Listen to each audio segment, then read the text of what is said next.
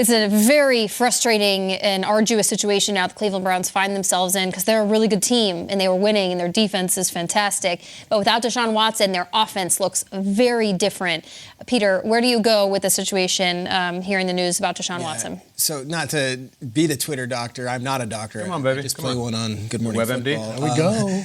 Glenoid is the socket part of like the ball and socket of your shoulder joint. So if you've got your shoulder blade, it's the ball in the socket and that thing's fractured. So you can't throw a football. Like it's done. So what you would have if you had Deshaun Watson out there would be a guy who is basically just being mobile and doing little pitches. The fact he went 14 of 14 in the second half after fracturing his glenoid is pretty remarkable. And yet now you look at the season, this was one of the best stories in sports, that the Browns were putting things together and they were suddenly 6-3 and they had beaten the Ravens. And you're giving the ball to P.J. Walker and you're saying, P.J., do what you've done in your entire career, my friend. Like, this is what he did at Temple. He was a walk-on and he found a way to win. This is what he did with the Panthers a couple years ago, and it's like, we need you to win. Here we go. We got the P.J. Walker video. Not ideal. It's not ideal at all, and yet they could play. This is one of the best defenses in sports. They held the Arizona Cardinals to 58 yards 2 weeks ago. They picked off Lamar Jackson and had a key pick six in a key spot. This defense is going to carry the day. But you talk about a team that's fighting it. They lose, obviously, Chubb, and we got the update on him earlier yesterday.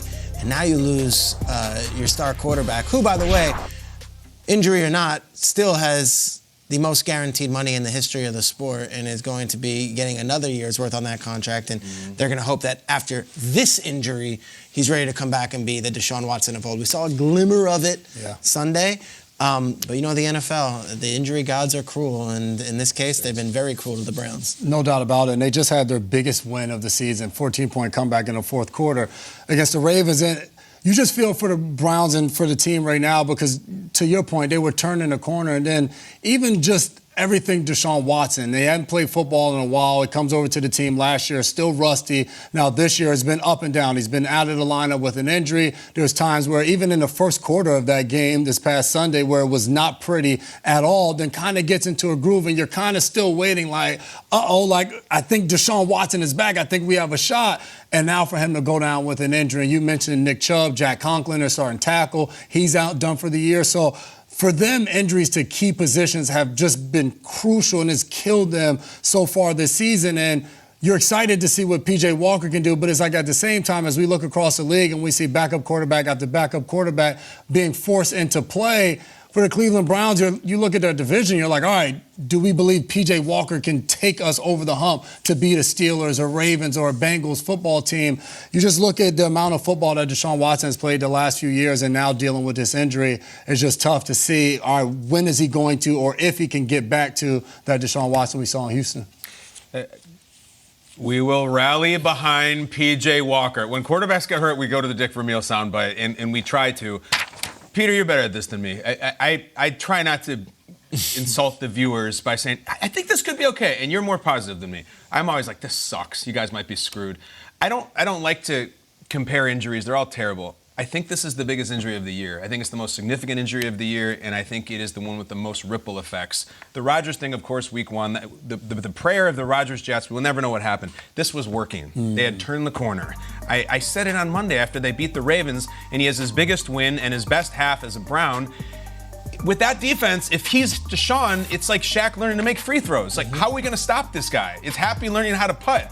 Any old Deshaun magic is, oh my God, the Browns could win the Super Bowl with this defense and those players.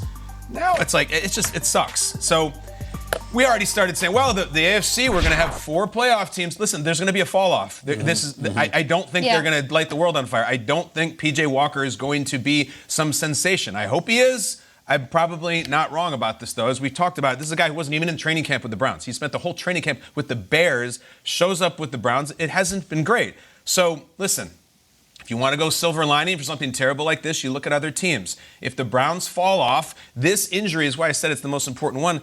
This is going to impact teams like the Bills, like the Texans, these teams that are like, we want a wild card this year. The Colts. Yep. The AFC North is grabbing those wild cards, guys. We know it's going to be at least 1, probably 2, maybe 3. If the Browns fall off, and I hope I'm wrong, but I think they will, other teams around the league on the right comp, you know, the Raiders make a run with Antonio. The Colts, you mentioned, the Bills are 500. I'm sorry, Cleveland. This is really bad. It really sucks, and the timing couldn't be worse. And I'm picturing that old jersey in the storefront with all those names on it. I'm sorry, but you in Detroit were having these dream seasons I feel like you've waited 50 years for, and yours just got a punch to the solar plexus. I hate it. The timing sucks. I feel bad for you, but the other teams, maybe they'll have a shot now. So this injury that Deshaun suffered, he's doing. I hate him. It's frustrating. Injuries. It's so frustrating. To Peter's point, very different than we oftentimes hear. Surgery is, maybe a player could wait on a surgery on a shoulder injury because it's separated, and you oftentimes hear the labrum tear. Like that's a very common one. You can play through that. You actually don't even need the surgery eventually. But the fact that this is a fracture on the throwing side is wildly significant. It's late in the season, and if you consider the fact that they have to play the Steelers this weekend, the Browns do. And they have an interesting road schedule coming up. Yeah. But it looked ripe for the Browns. It truly did. Peter, and we're going to take a look at the Browns schedule. Peter, when you look at Deshaun Watson and what he was able to do, are there other aspects within this offense that you feel like, you know what, they are going to be okay, to Kyle's point? Like, can you get them? Can you get yourself there right now? Come on. No, I hate to be pessimist. Yeah. They are a defensively led team. Last week, I compared them to the 2000 Ravens. That was hyperbole, but basically I was saying, just don't hurt us. Yeah. And then they come out and they score 33 points. I know 7 of those came on an interception return, so it was really 26, whatever We'll take it was. it. 26, they'll win. All we needed was 20 points from the Browns, and they're going to be in every game. Mm-hmm.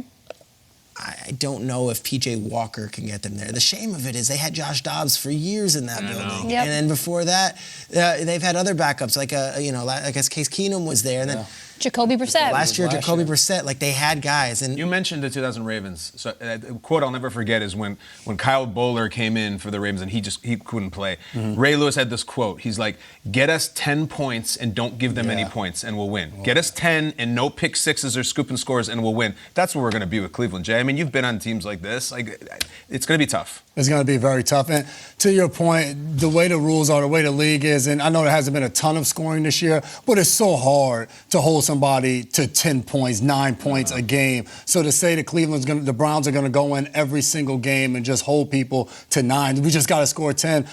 Hey, P.J. Walker was out there playing quarterback when they played the Indianapolis Colts, and it was an all-out shootout as we watched, and there were fireworks, and both teams were scoring.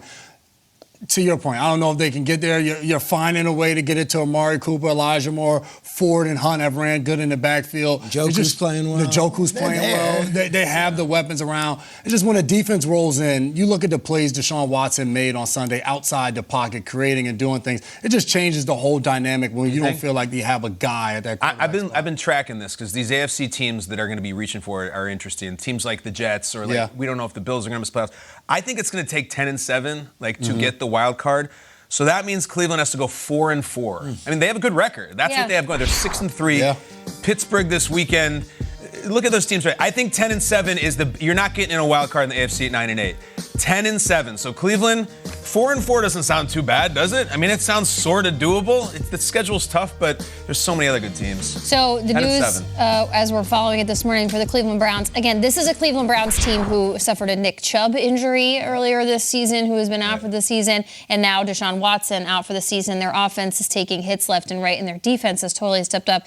If you follow Deshaun Watson on X, he's posting this morning about frustrations and just kind of, when nothing makes sense kind of quotes. Right. So obviously he's feeling things this morning.